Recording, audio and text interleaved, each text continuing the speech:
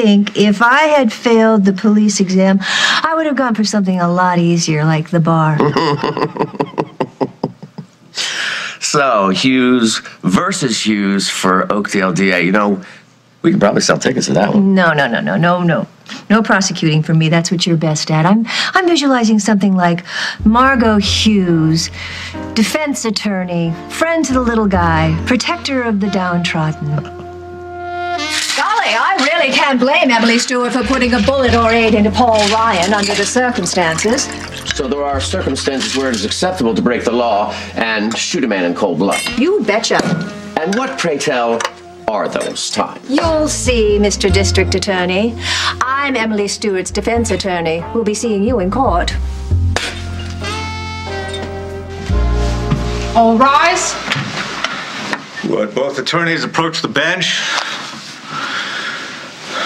Since this is a preliminary hearing to establish whether Ms. Stewart should be remanded to stand trial, I intend to give both of you leeway in presenting your evidence. However, I will not have this courtroom turned into a circus. Do I make myself clear? Crystal, Your Honor. We wouldn't dream of causing a scene.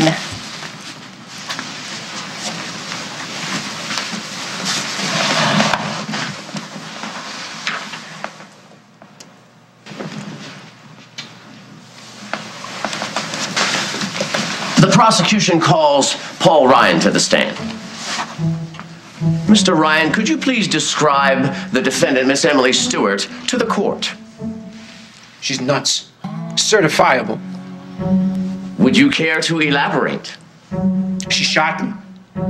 You should lock her up and throw away the key. Your witness.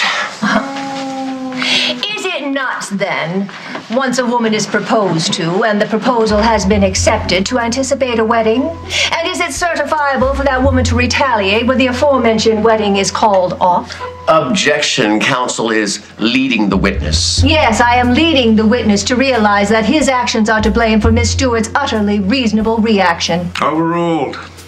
Counselor is supposed to be cross-examining my witness, not testifying herself. Paul Ryan maliciously led on a woman he knew to be fragile. He played with her emotions and then heartlessly dumped her. He drove her to the brink, leaving Miss Stewart no choice but to strike out against him as she did. Says who? Says anyone with an X chromosome. Men have one of those too. So, it's unanimous. Court is adjourned for the day. And Mr. and Mrs. Hughes, take it outside.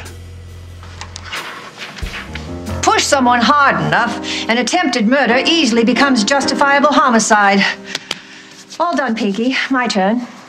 You can keep repeating it all you want, but you'll never make Emily the victim in this case. Paul Ryan is the one with bullet wounds in his chest. And poor Emily has a hole in her heart. There's all sorts of ways to be victimized. Well, you need to brush up on your jurisprudence, my dear. Hey! That hurt! Lighten up. You lighten up. You act like you're all offended by my interpretation of the law, and what you're really upset about is your own wife wiped the floor with you in court today.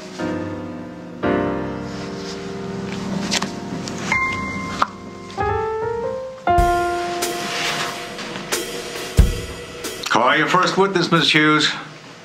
The defense calls Emily Stewart.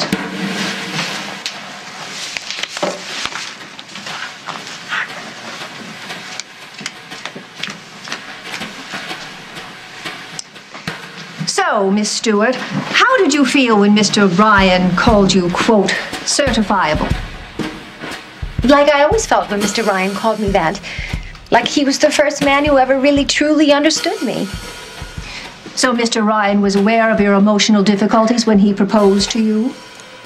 Oh, yes, he was.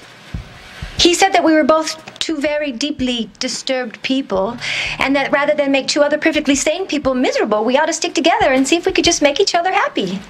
So you were all set to marry and live happily ever after? Yes, I was. Until I saw Paul, my fiancé, with another woman. All those beautiful things he said to me, all the plans we made, gone, tossed away, like I was disposable. My poor little heart was broken. I'm afraid I wasn't myself.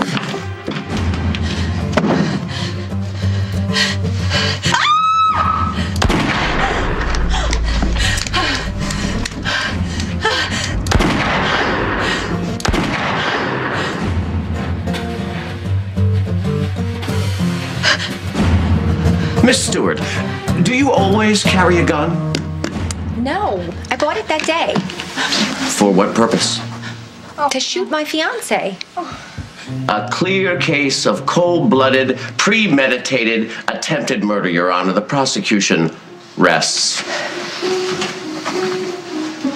Redirect, Your Honor. Miss Stewart, how well do you know our district attorney? Intimately, but not well. I beg your pardon? He's my son's father. I object! That's what I said. It's irrelevant. Overruled. I want to hear this. Do you think Tom likes you? About as much as he'd like a burst appendix. The fact is, you don't like me much either.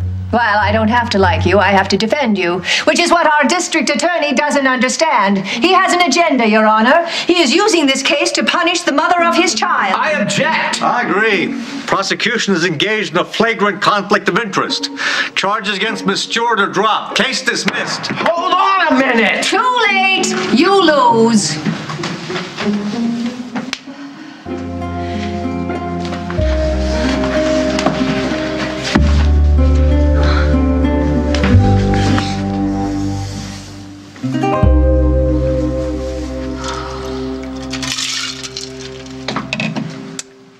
Truce, Pinky.